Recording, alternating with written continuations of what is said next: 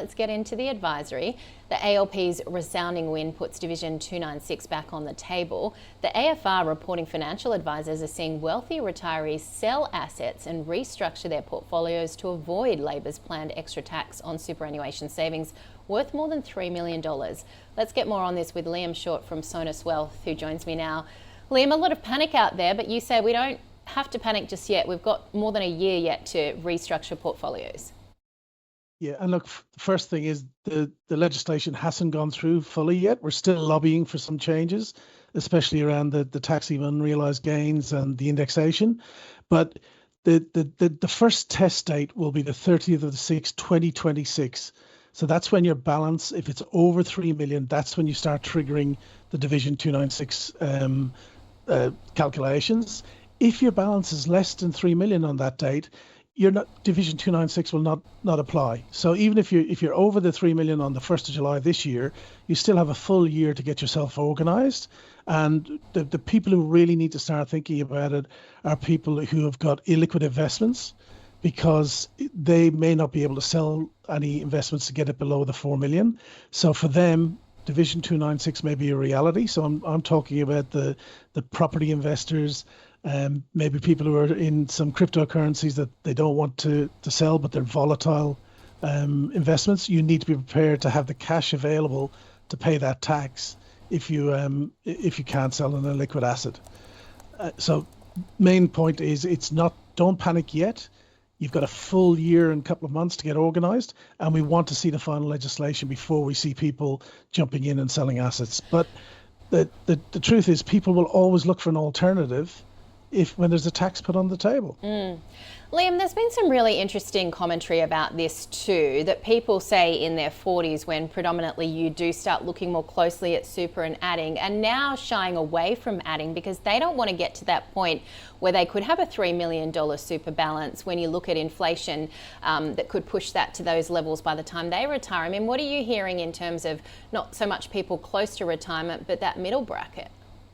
Well, that middle bracket, there's two reasons why they're not putting it as much into super now. One is because they're worried about that Division 296, and if that happens, what's the next step?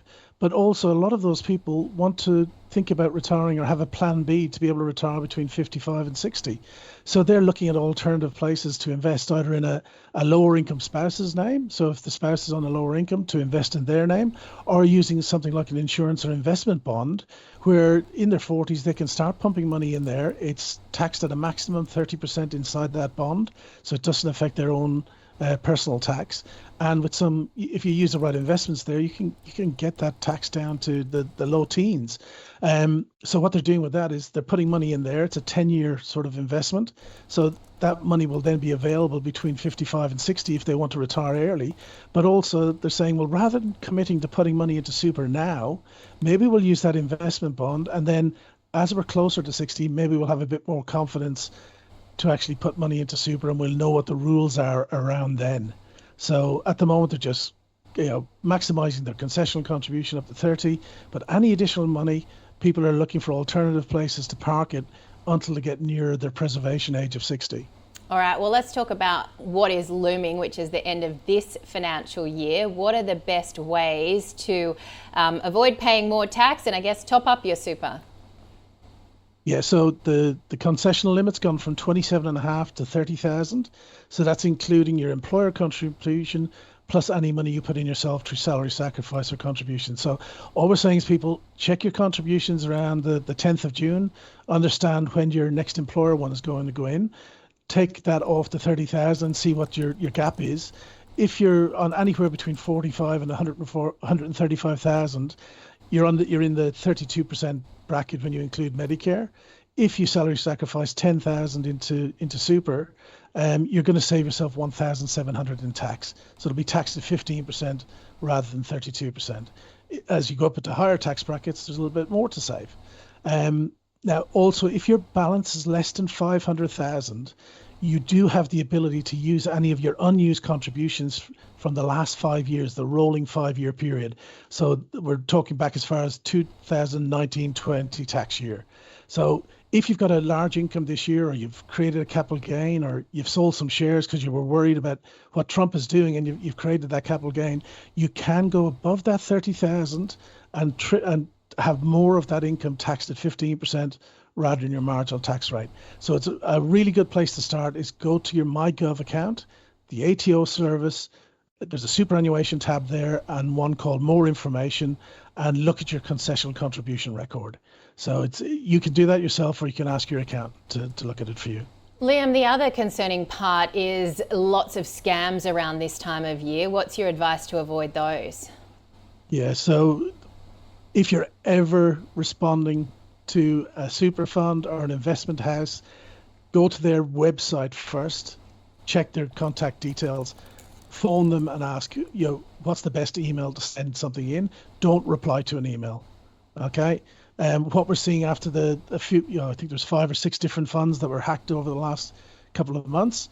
What the scammers are actually doing now is they're phoning up and saying, oh, look, we're from X fund, and we realize that you may be worried about the recent scams. We just wanted to confirm your money is safe. And they talk a really good talk for about 1 or 2 minutes. And then they say, would you like to step up to the next level of security? And that's when they say, oh, can you just give us this detail and other details? And by then they've captured your information. So they're pretending to be the good guys, and they end up scamming people all over again. And what about advice on delaying pension starts until the new financial year? Yeah. So at the moment, we've got what's called a transfer balance cap, and that's the amount you're allowed to move from accumulation into pension phase, into an income stream. At the moment, that's for most people, it's between 1.6 and 1.9 million. If you've never started a pension before, it's 1.9. But that is going to increase on the 1st of July to 2 million.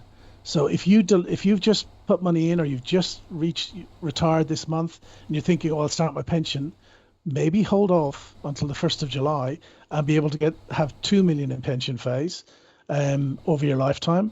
And it doesn't sound like a huge difference. And I know 2 million sounds like a lot, but if you're by the time you think in terms of, if you're a couple, if one passed away, you might have a combined 2 million. So it's not just what your balance is at the moment. You've got to think of the future effects of receiving other money or inheritances. So the idea is, if you're close to starting your pension, maybe hold off to the 1st of July to get that new limit. And because that extra 100,000, remember, that means there's 100,000 extra in tax-free for the rest of your life. So it can really add up over the long term. And Liam, I wear my gold on my person, but you're saying SMS investors shouldn't be buying physical gold and storing it because there could be a little bit of a hindrance if they do. Yeah, well, they shouldn't store it at home or in their office, because normally the smart investors will actually store it at the bullion house, like ABC Bullion or Perth Mint, and they'll pay for that, and that can be audited by an independent auditor in there each year, supplies a record. Remember, if you're owning it through your SMSF and you store it at home, you've got to prove to the auditor that it does actually exist, and it's the SMSF that owns it, not you.